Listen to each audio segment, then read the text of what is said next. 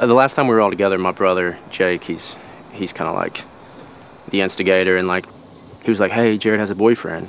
And my dad's like, so did you guys open your Christmas presents with your mom? And then Jake's like, Jared has a boyfriend. And then my dad just kept changing the subject, you know, like, what'd you get from your mom? And then Jake was like, Jared has a boyfriend.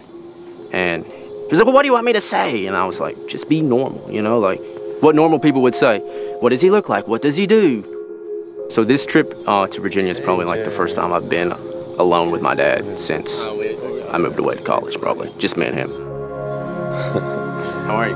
Good. Yeah. Good. You look older in person than you do in pictures.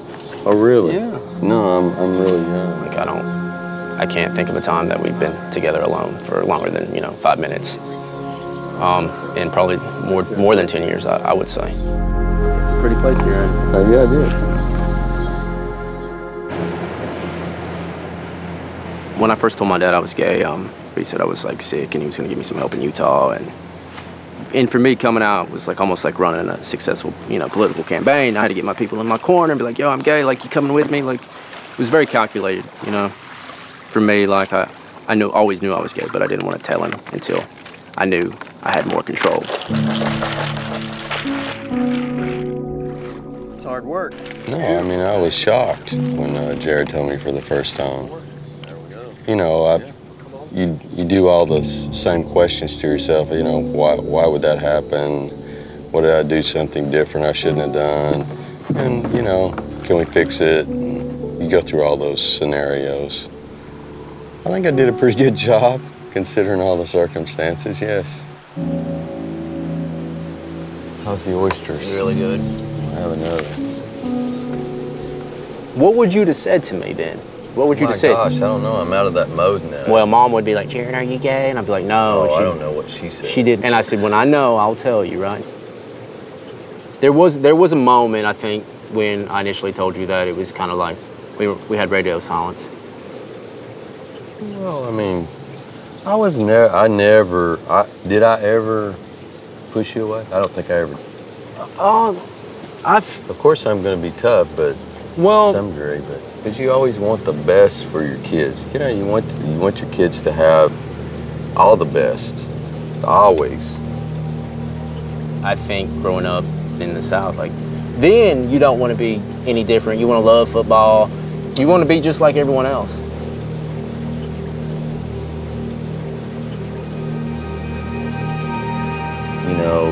I couldn't tell you how proud I was to have a son. You were born at Wichita Falls in the Air Force Hospital. There were tornadoes all in that area that night. And Doc said, oh, she's got to have a C-section. So I remember I was watching. I remember making the cut and then reaching in there with both hands and pulling you out. I thought, wow, this is amazing. So, yeah, I've always been proud of you.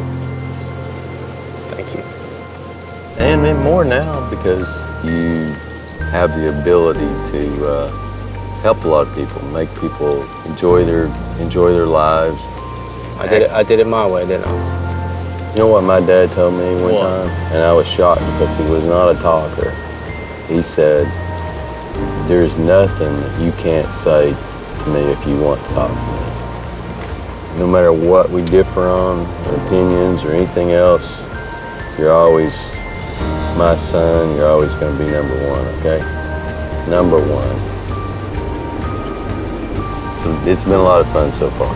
And this time of day, looking out over the water, with that little breeze, you can't beat it. Don't wake me from dreaming.